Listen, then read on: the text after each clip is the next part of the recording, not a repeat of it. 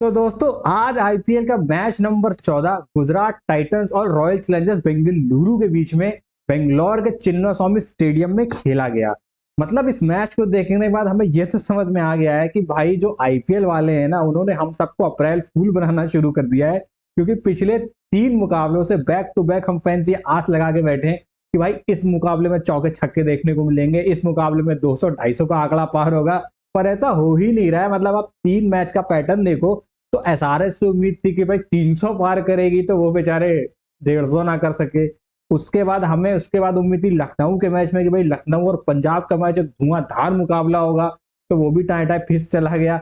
इस मैच से तो बहुत ही ज्यादा उम्मीदें थी कि भाई रॉयल चैलेंजर्स बेंगलोर जो शानदार फॉर्म में आ रही है, कोलकाता में अपने झंडे गाड़ के आई, चेन्नई में चेन्नई को हरा के आई 2008 के बाद, अब अपने घर में जो इतना बेहतरीन खेलती है, तो आज तो गुजरात टाइटंस के परखच्चे उड़ा देगी। या फिर अगर गुजरात पहले बैटिंग करता है तो वो जिस तरह से मुंबई इंडियंस को हरा के आ रहा है, इतने बड़े बड़े पावर हिटर है, तो वो इनके पर खच्चे उड़ा देगी। और हम मोटा मोटा जाने तो 200 प्लस का स्कोर का मैच देख के आ रहे थे, जहन में एकदम पॉपकॉर्न वॉपकॉर्न लेके बैठे थे। पर हुआ क्या?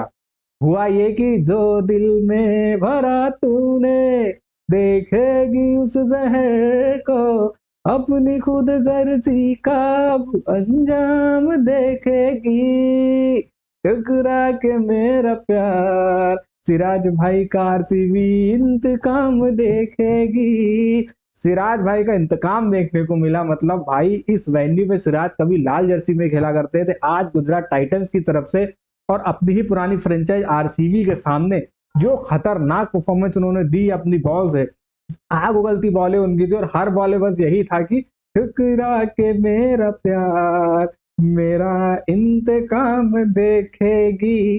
फिर चाहे फिल सॉल्ट हो, देवदत्त पट्टिकल हो, सबके परखच्चे उड़ा दे सिराज ने। तो हमको सिराज का इंतकाम देखने को मिला, गुजरात टाइटंस की ओवरऑल बेहतरीन परफॉर्मेंस देखने को मिली, क्लिनिकल परफॉर्मेंस देखने को मिली। जो आरसीबी पिछले 2 मैचेस में लग रहा था कि भाई टूर्नामेंट फेवरेट्स है और इनको कोई भी नहीं हराएगा, और जो भी भूल चूक पिछले काफी सालों से टीम करती आ रही थी वो सब हटा के आई है, सारे प्लेयर फॉर्म में है, एकदम इनविंसिबल दिखाई दे रही थी। उसका किला आज भेद दिया है गुजरात टाइटंस ने और ये मुकाबला 8 विकेटों से जीत लिया है। एक और कोइंसिडेंस की अगर बात करें तो पिछले 3 मुकाबले जो है तीनों चेजिंग करने वाली टीम ने जीते हैं, और तीनों ही टीम ने ये मुकाबले 8 विकेटों से जीते हैं। तो मतलब अपने आप में ये एक बहुत ही बेहतरीन बात है। 3 नहीं 2 मुकाबले, मतलब पंजाब भी 8 विकेटों से जीता और ये गुजरात टाइटंस ने भी ये मुकाबला 8 विकेटों से अपने नाम किया, और मुंबई इंडियंस ने भी वो मुकाबला 8 विकेटों से नाम किया है। तो बात ये है आज की कि मोटा मोटा गुजरात टाइटंस ने मुकाबला जीत लिया है। तो दोस्तों इस वीडियो में पूरे लास्ट तक बने रहिए, क्योंकि हम इस वीडियो में पूरी डिटेल में बात करेंगे, हर एक पहलू पे चर्चा करेंगे। और अभी तक अगर आप लोगों ने चैनल सब्सक्राइब नहीं किया है तो प्लीज प्लीज सब्सक्राइब कर दीजिए। वीडियो पसंद आए तो वीडियो को लाइक जरूर कर देना और अपने फैमिली फ्रेंड्स के साथ इस वीडियो को शेयर कर दीजिएगा। तो शुरुआत करेंगे अपने वीडियो की एनालिसिस की पूरी, और सबसे पहले ना नजर डालेंगे कि मैच का रिजल्ट क्या रहा, क्योंकि देखिए मैच का रिजल्ट जानना बहुत जरूरी है। सबसे इंपॉर्टेंट बात यही होती है कि आपको सबसे पहले एक इन्फॉर्मेशन होनी चाहिए कि भाई मैच का सिनेरियो क्या था आज का। भाई साहब मैच जो हुआ, सबको एक उम्मीद ऐसी थी कि यार 200 प्लस का आंकड़ा तो लगा हुआ है। मतलब हमें तो उम्मीद थी कि भाई जिस हिसाब से फिल सॉल्ट खेल रहे हैं, इनफैक्ट चेन्नई जो कि एक वेन्यू था स्क्रीनिंग का, वहां पे भी उन्होंने एक बहुत बेहतरीन परफॉर्मेंस दी थी। जिस हिसाब से फिल सॉल्ट खेल रहे थे ऐसा लग रहा था कि आज तो भाई वो कम से कम 70 80 90 वो मारेंगे। उसके बाद विराट कोहली आएंगे, 60 70 वो मारेंगे, तो 100 125 का स्टैंड लगेगा और 200 प्लस का कहीं हमको मैच देखने को मिलेगा। मगर दोस्तों ऐसा कुछ भी नहीं हुआ।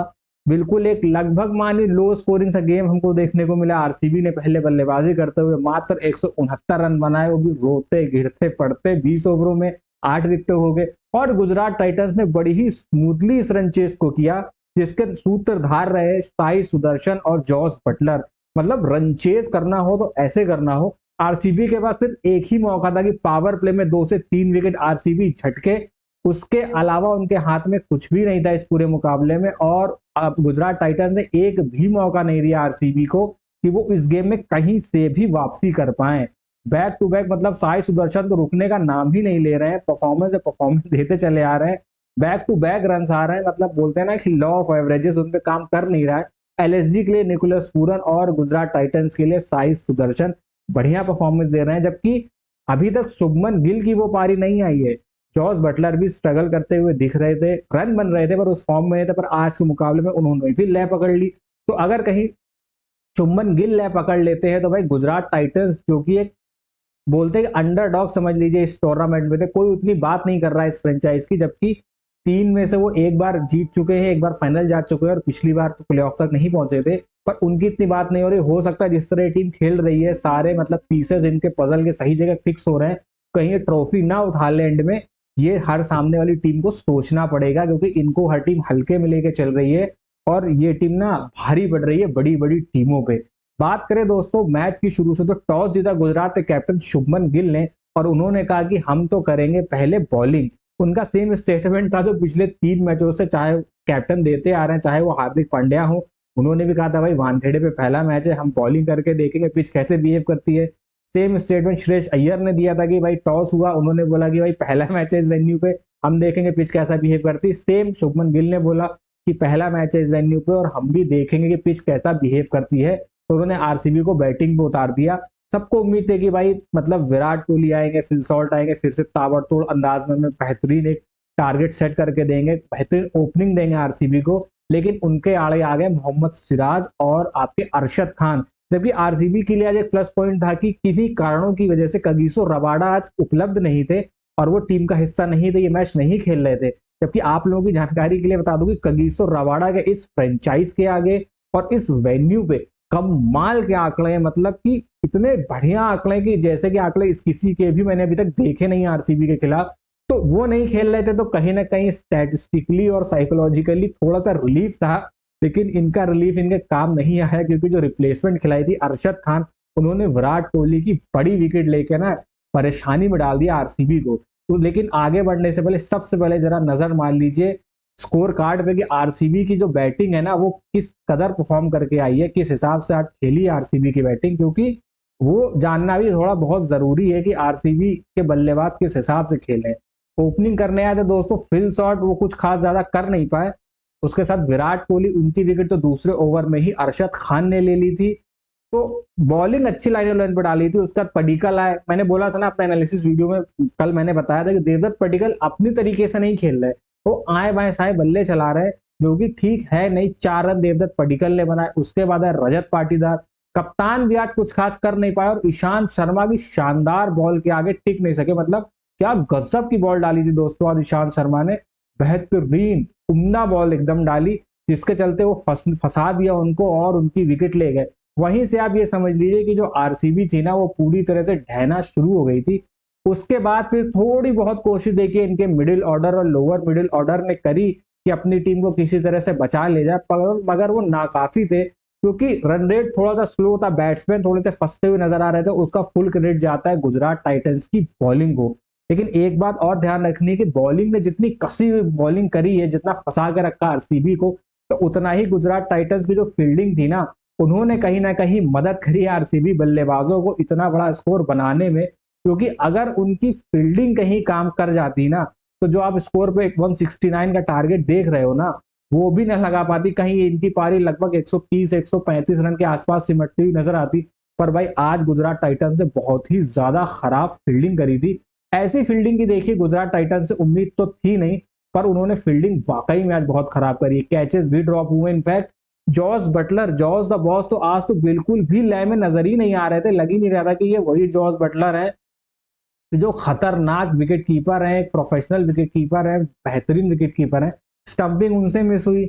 आज जब वो अपील कर रहे थे तो अपील में भी खोए खोए नजर आ रहे थे, फुल कंट्रीब्यूशन नहीं दे पा रहे थे। रिव्यू में भी उन्होंने एक रिव्यू अपनी टीम को गलत दिलाया। तो कहीं ना कहीं आज जॉस बटलर बिल्कुल रन में दिखाई दे ही नहीं रहे थे। बात करें अगर आप बैटिंग की, तो लियाम लिविंगस्टन एक इनकी टीम से आरसीबी की तरफ से दिखे, जिन्होंने मतलब एक छोर संभाल के रखा। स्टार्टिंग में स्ट्रगल कर रहे थे, बट लास्ट में 17वें 18वें ओवर में उन्होंने भी अटैकिंग क्रिकेट खेली। और जो इनका आप स्ट्राइक रेट 200 का देख रहे हैं वो एंड में आके हुआ है, क्योंकि शुरू में इतने विकेट गिर गए इतना कि आज लिविंगस्टन खुल के खेल ही नहीं पाए। मोटा मोटा इनकी परफॉर्मेंस आप देखोगे तो 54 रन बनाए इन्होंने, 40 बॉलें ली, इसमें एक चौवा और 5 बड़े छक्के शामिल थे 202 के स्ट्राइक रेट के साथ। तो अगर आप सोचिए लिविंगस्टन जो अभी तक आउट ऑफ फॉर्म चल रहे थे, इतने बैट्समैन के रन आ नहीं रहे थे, तो अगर लिविंगस्टन की ये पारी ना आती तो आप सोच सकते हो कि आरसीबी का दोस्तों आज क्या हाल होना था। 130-35 पे इनकी पारी सिमटने वाली थी। वहीं लिविंगस्टन थे, उनका साथ दिया जितेश शर्मा ने। जितेश शर्मा ने भी मतलब आज अपनी सिलेक्शन को ना वसूल किया। लेकिन जल्दी आउट हो गए। अगर लिविंगस्टन और जितेश शर्मा थोड़ा सा और खेल जाते तो जो 169 था ना, ये अराउंड 180 के पास तक जा सकता था, और तब थोड़ी सी टफ फाइट होती। देखिए 169 चेस करने में और 180 चेस करने में जमीन आसमान का अंतर होता है। तो हालांकि जितेश शर्मा ने भी अच्छी बैटिंग करी, 33 रन बनाए 21 बॉलों में, जिसमें 5 चौके और 1 छक्का शामिल था। लेकिन साई किशोर के आगे इनकी एक न चली और ये फंस गए और ये अपनी विकेट दे के चले गए। उसके बाद वही पिछले साल के नायक, मतलब पिछले इनिंग में जो इनकी चेन्नई के साथ मैच था उसके नायक रहे टिम डेविड। फिर आए टिम डेविड ने भी अच्छी बैटिंग करी, एंड तक टिके रहे, और प्रसिद्ध कृष्णा के तो नहीं, प्रसिद्ध कृष्णा के एक ओवर में तो झड़ी लगा दी रनों की। पर यहाँ भी इंपैक्ट जिसने डाला ना, वो डाला मोहम्मद सिराज ने। 19वां ओवर डालने आए मोहम्मद सिराज ने, उस ओवर में लगभग 4 या 5 रन ही दिए और गजब की बॉल डाली। मतलब हिलने नहीं दिया बैट्समैन को बिल्कुल भी कि वो कहीं से भी मौका निकाल के रन बना पाए। तो आज तो पूरा मैच आप समझ लीजिए, बैटिंग अगर आप देखोगे तो जरूर जॉस बटलर के 70 प्लस का स्कोर दिखेगा, साई सुदर्शन के 49 दिखेंगे, मगर फुल क्रेडिट जो आज के मुकाबले का जाता है ना, वो भाई मोहम्मद सिराज को ही जाना चाहिए। उसका रीजन है भाई कि कमाल की बॉलिंग डाली है मोहम्मद सिराज ने आज। क्योंकि 19वें ओवर में सोचिए जितने कम रन उन्होंने दिए और लिविंगस्टन की विकेट हासिल करी, तो कम से कम 11-12 रन का फर्क तो वो ओवर डाल गया। क्योंकि उस ओवर में अगर कहीं 16-17 रन आ जाते तो यही जो 169 का स्कोर है, हो सकता है 179 या 180 का होता। क्योंकि लिविंगस्टन तो शॉट लगा ही रहे थे, लंबे लंबे हिट मार ही रहे थे, तो कहीं ना कहीं दिक्कत होने वाली थी। पर वही है कि सिराज आए, सिराज चाहे चाहे ओपनिंग स्पेल हो चाहे डेथ में बॉलिंग हो, क्योंकि जब से आईसीसी चैंपियंस ट्रॉफी में इनका सिलेक्शन इस बात पे नहीं हुआ ना कि डेथ में उतनी अच्छी बॉलिंग नहीं डालते, तब से सिराज भाई थोड़े से जरा खफा हो गए हैं और दिखा रहे हैं कि भाई मैं डेथ का भी कितना बेहतरीन बॉलर हूँ, कितनी खतरनाक बॉलिंग मेरी डेथ में भी है। तो ऐसा मत समझो कि मैं डेथ में बॉलिंग नहीं कर रहा था, और दिखाया है उन्होंने। पहले मैच में उतनी अच्छी परफॉर्म नहीं आई थी, पर पिछले 2 मैच में इंप्रूवमेंट उन्होंने की है। तो ये थी पूरी बैटिंग आपके आरसीबी की। अब जरा गुजरात की बॉलिंग पे भी आप नजर डाल लीजिए कि कमाल की बॉलिंग परफॉर्मेंस रही आज गुजरात की। मतलब एक टीम यूनिट की तरह इसने काम किया है। मोहम्मद सिराज 4 ओवर मात्र 19 रन लेके 3 विकेट इन्होंने झटके 4.8 के इकोनॉमी के साथ। फिर अरशद खान जो कि कगिसो रबाडा की एब्सेंस में खेले थे, ओवर उनसे 2 ही डलवाए। पहले मैच में भी अरशद खान खेले तो वहां 1 ओवर डाला था, इसमें भी 2 ही ओवर डाले और 17 रन लेके एक बड़ी विकेट जो विराट कोहली की प्राइस विकेट थी वो ले ली। अगर अरशद खान वो विकेट नहीं लेते तो मुझे लगता है कि फिर तो आरसीबी की गाड़ी पम पम पम पम चल रही थी। उसके बाद प्रसिद्ध कृष्णा, भाई इस बंदे ने बहुत इंप्रेस किया है। आपको इनके विकेट कॉलम में एक विकेट जरूर दिख रहा होगा, वो भी टिम डेविड की थी, लास्ट ओवर में क्लीन बोल्ड मारा था उनको। बट एक विकेट मत जाइए, क्या बॉलिंग कराई है। 4 ओवर में आपको 26 रन जो दिखाई दे रहे हैं ना, ये आखिरी ओवर है जिसमें इनको 16 रन पड़े हुए ना। 3 ओवर में प्रसिद्ध कृष्णा ने मात्र 10 रन दिए थे। सोचिए इतना फंसा के रखा था बैटिंग को। जब लियाम लिविंगस्टन और जितेश शर्मा जैसे बैट्समैन बैटिंग कर रहे हो, उनके अंडर अगर कोई बॉलर अगर 3 ओवर में 10 रन देता है तो सोचिए कितनी बखूब बॉलिंग कराई है उन्होंने। ईशांत शर्मा 2 ओवर फेंके और एक बड़ी विकेट इनके कप्तान रजत पाटीदार की लेके गए। वो टर्निंग पॉइंट था इस गेम का, क्योंकि रजत पाटीदार हमने अक्सर देखा है कि 4 नंबर पे आते हैं और आरसीबी की इनिंग को एक थ्रॉटल प्रोवाइड करते हैं, बहुत एक्सिलरेट कर देते हैं। पर उसमें आज उनको कामयाबी नहीं हासिल हुई। रजत पाटीदार मात्र 12 रन बना के ईशांत शर्मा का शिकार हुए। फिर बीच में तो राशिद खान और साई किशोर आते ही हैं, तो राशिद खान की तो खैर बहुत कुटाई हुई, 4 ओवर में बेचारे को 54 रन पड़ गए। बट साई किशोर भाई बहुत इंप्रेस कर रहे हैं बॉलिंग में। हर मैच में आते हैं, विकेटें चटका के जाते हैं, रन पे लगाम लगाते हैं। 4 ओवर 22 रन, 2 बहुमूल्य विकेट और 5.5 की इकोनॉमी के साथ। तो भाई कमाल का bowling performance, as a bowling unit काम किया है आरसीबी की टीम ने। ऐसा नहीं है कि इंडिविजुअल पे आप जाओगे कि नहीं सिर्फ मोहम्मद सिराज ने ही परफॉर्मेंस दी या इन्होंने परफॉर्मेंस दी उन्होंने परफॉर्मेंस दी। होल टीम ने इकट्ठे हो गए परफॉर्मेंस दी, तब जाके वो आरसीबी की डेन में आरसीबी को हराने में कामयाब हुए हैं। अब दोस्तों जरा बात कर लेते हैं बॉलिंग में, तो मोहम्मद सिराज से करेंगे शुरुआत। तो गाना तो मैंने इनके लिए गा ही दिया है कि ठुकरा के मेरा प्यार मेरा इंतकाम देखेगी आरसीबी की टीम और उनकी मैनेजमेंट। और भाई बखूबी देखा, मोहम्मद सिराज बहुत मतलब बहुत बहुत इंप्रूव बॉलर लगे हैं। और जैसे जैसे टूर्नामेंट आगे बढ़ रहा है, मोहम्मद सिराज मतलब इंप्रूवमेंट की जो हदें पार करना जिसे बोलते हैं ना, कि इंप्रूवमेंट की हदें पार करके रख दी मोहम्मद सिराज ने। जैसे जैसे टूर्नामेंट प्रोग्रेस कर रहा है, मोहम्मद सिराज का जो बॉलिंग का ग्राफ है वो भी प्रोग्रेस करता हुआ हमको नजर आ रहा है। कहीं से हम ये नहीं कह सकते कि यार ये गुजरात टाइटंस जबरदस्ती इनको ले रहा है या चैंपियंस ट्रॉफी में ड्रॉप किया गया था वो सही ड्रॉप किया गया था, बिल्कुल नहीं। Mohammed Siraj world class bowler है भाई, आरसीबी की तरफ से थे तो वहां से भी इंपैक्ट डालते थे। और गुजरात की तरफ से हैं तो भी इम्पैक्ट डाल रहे हैं। फिगर्स देखे, 4 ओवर 3 विकेटें, मात्र 19 रन, 4.80 का इकोनॉमी, उसमें वो 19वां ओवर आप बिल्कुल भी मत भूलिएगा जो कि पूरा गेम चेंजिंग ओवर था। प्लस विकेटों पे आप नजर डालो ना यार, फिल शॉर्ट जो मतलब लग रहा था कि थोड़ा सा पेस पकड़ रहे हैं, उनका डंडा उड़ा दिया। फिर देवदत्त पडिक्कल क्लीन बोल्ड, एकदम ब्यूटी बॉल थी। उसका लियाम लिविंगस्टन जो खतरनाक नजर आ रहे थे, उनका भी विकेट उन्होंने लिया 18वें 19वें ओवर में, और उसी ओवर में रन भी बहुत कम दिए थे। तो कमाल के बॉलर है, इंप्रूव बॉलर है, और अगर ऐसी ही परफॉर्मेंस इनकी चलती रही तो भाई गुजरात टाइटन बहुत आगे तक जाएगी इस टूर्नामेंट पर, बहुत ज्यादा अच्छा रहेगी। क्योंकि मोहम्मद सिराज नई बॉल से, हर कोई जानता है कि भाई नई बॉल से मोहम्मद सिराज इंपैक्ट क्रिएट करते हुए आए हैं, करते रहेंगे और इस टूर्नामेंट में भी करेंगे। मगर डेथ बॉलिंग से अगर मोहम्मद सिराज इस तरह की बॉलिंग करेंगे तो सोने पे सुहागा हो जाएगा, ब्लेसिंग इन डिस्गाइज हो जाएगी गुजरात टाइटंस के लिए। रीजन क्या है, देखिए अभी डेथ ओवर की जिम्मेदारी किस पे आ जाती है, प्रसिद्ध कृष्णा पे आ जाती है। एक आध ओवर ईशांत शर्मा डालते हैं और कगिसो रबाडा डालते हैं। अब अगर मोहम्मद सिराज की तरफ से भी योगदान मिल जाएगा तो इनके सारे ही बॉलर ऐसे होंगे जो पावर प्ले में भी अच्छी बॉलिंग करते हैं, मिडिल ओवर्स में भी बॉलिंग करते हैं और डेथ में भी करते हैं। तो कंप्लीट यूनिट है, बोलते हैं ना कि wolf hunt in a pack, तो वो वाली बात यहाँ पे हो जाएगी।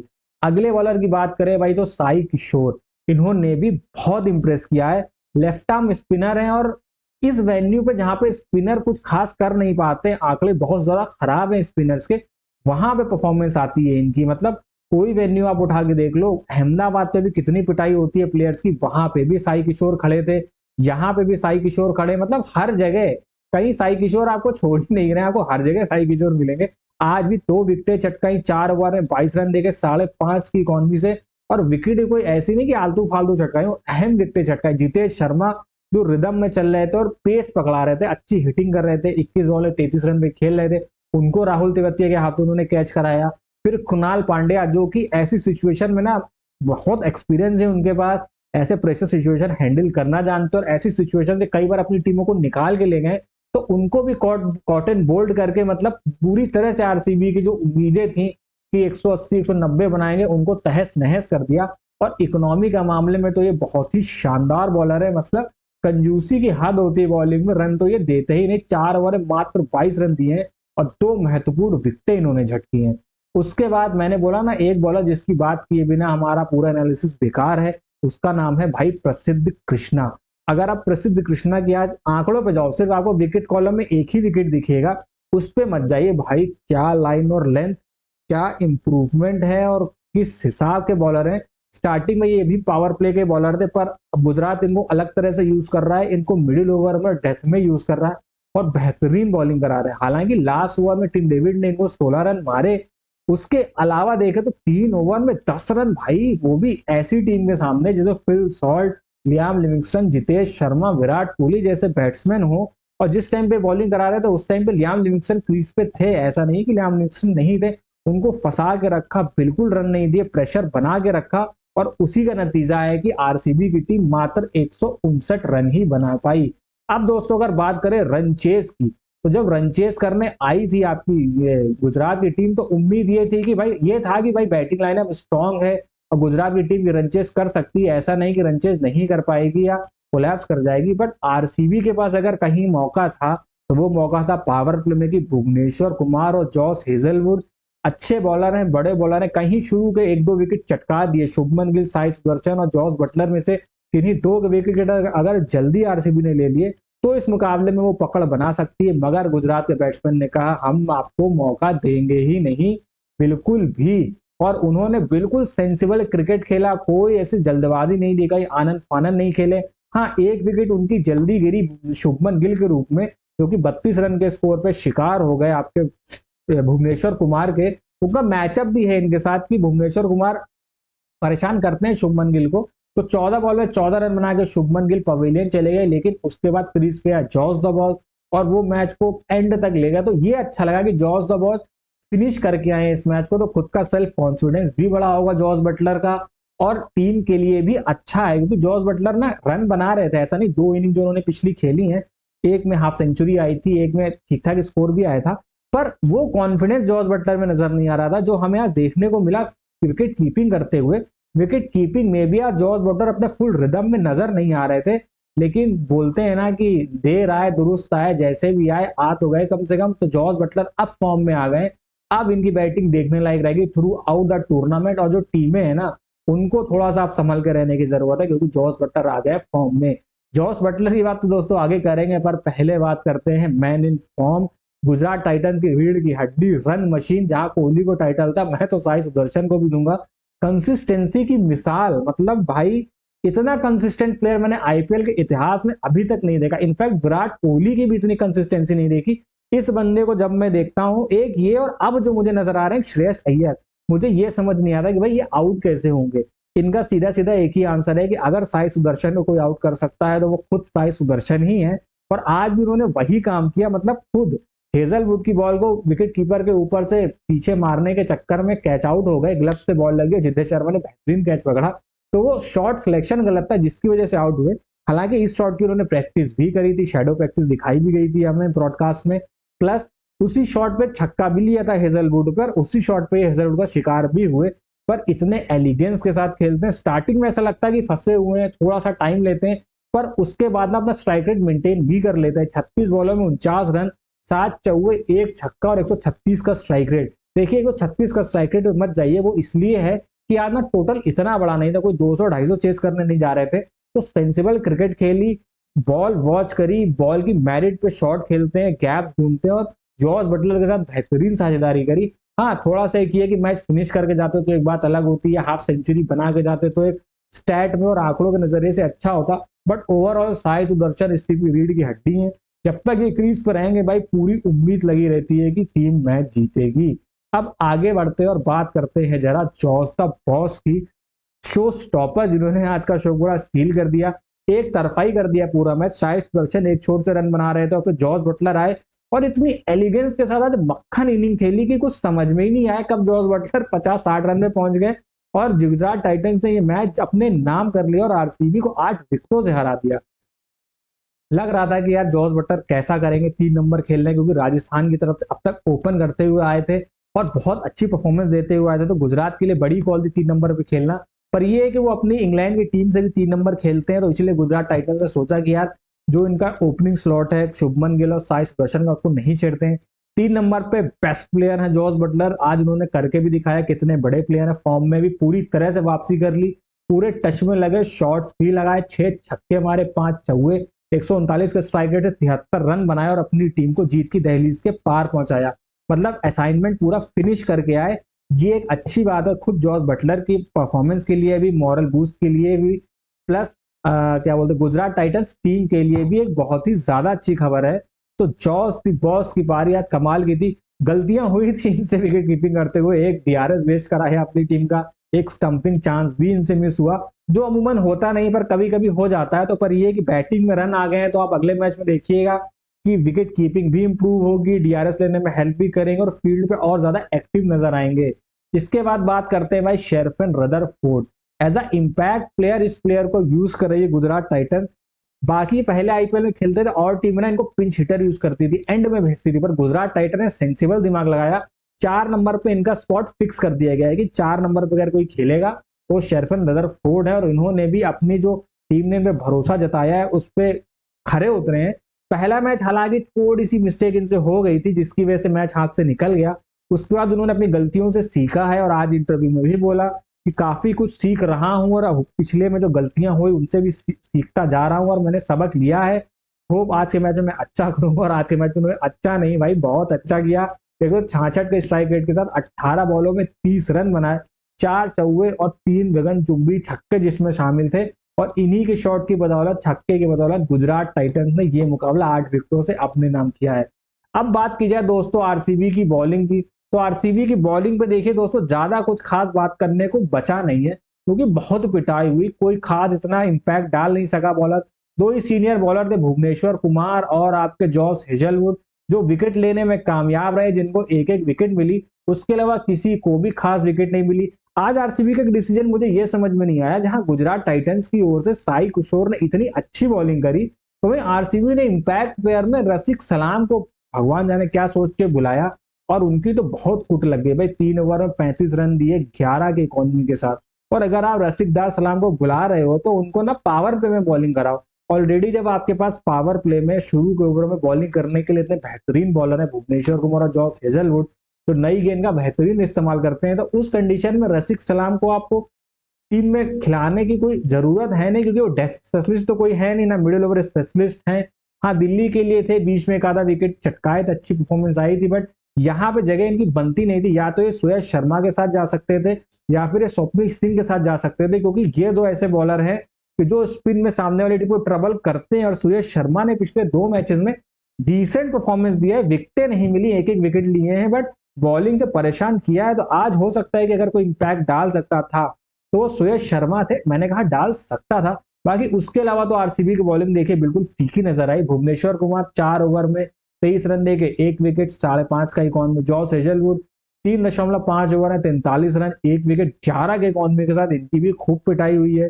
जश दयाल 3 ओवर 20 रन 6 का इकॉनमी 6.5 का। रसिक डार सलाम 3 ओवर में 35 रन 11.70 की इकॉनमी। कृणाल पांडे 3 ओवर में 34 रन 11.3 की इकॉनमी। लियाम लिविंगस्टन 1 ओवर में 12 रन 12 की इकॉनमी। मतलब किसी को भी हावी होने का मौका ही नहीं दिया गुजरात के बैट्समैन ने। उन्होंने कहा भाई हम बिल्कुल भी मौका नहीं देंगे कि आप इस गेम में आओ, और बहुत ही क्लिनिकल अंदाज से गुजरात ने ये मुकाबला जीता है। और भाई 4 अंक हासिल कर लिए टूर्नामेंट ने। बहुत तेजी के साथ अब ये टीम आगे बढ़ती हुई चली जा रही है और बाकी टीमों के लिए खतरे का घुग्गू है। हल्के में मत लीजिए आप गुजरात टाइटंस को। ये एक बार टूर्नामेंट चैंपियन बन चुके हैं, दोबारा से चैंपियन बनने की कगार पे खड़े हैं। और अगर आपने इस टीम को बिल्कुल भी मौका दिया तो ये सर चढ़ के बोलेगी और एक बार फिर से अपनी दूसरी ट्रॉफी उठाएगी। तो ये था दोस्तों पूरा आज के मैच का सूरत हाल आप लोगों के सामने। उम्मीद करूंगा कि आपको ये पसंद आया होगा। कल है दोस्तों बड़ा मैच, उसकी भी हम बात करेंगे, बट पहले उससे पहले आप एक बार देख लीजिए कल मुकाबला किसका। कल मुकाबला है कोलकाता नाइट राइडर्स और सनराइजर्स हैदराबाद में, और वो भी ईडन गार्डन्स में। पिछली बार जब दोस्तों ये दोनों टीमें मिली थी तो बहुत हाई स्कोरिंग मैच हुआ था, और हम याद होगा आपको ओनली क्लासिन अकेले दम पे मैच जिताते जिताते लास्ट ओवर में उनके हाथ से मैच निकल गया था। 6 या 7 रन कुछ बनाने थे, वो बने नहीं थे, तो बहुत रिग्रेट किया था। और 2024 में फिर फाइनल में भी कलकत्ता ने इनको हराया था, तो उसका भी बदला उनके पास भी मौका है कि इंतकाम ले, जो उनके साथ हुआ उसका बदला ले। और गुजरात उस लय में नहीं है, सॉरी कलकत्ता उस लय में नहीं जिस लय में वो थी पिछले साल थी। तो देखते हैं मैच में क्या होता है। मैच के बाद हम फिर से मिलेंगे हैदराबाद और कोलकाता के रिव्यू के साथ, फुल एनालिसिस के साथ। तो तब तक आप हमारे साथ बने रहिए। वीडियो पसंद है तो वीडियो को लाइक करिएगा, चैनल को सब्सक्राइब नहीं करते चैनल को सब्सक्राइब कर दीजिए, और फैमिली फ्रेंड्स के साथ इस वीडियो को शेयर करिएगा। तो दोस्तों आज के वीडियो में बस इतना ही, फिर मिलेंगे अगले वीडियो में। तब तक के लिए नमस्कार, जय हिंद, बाय बाय।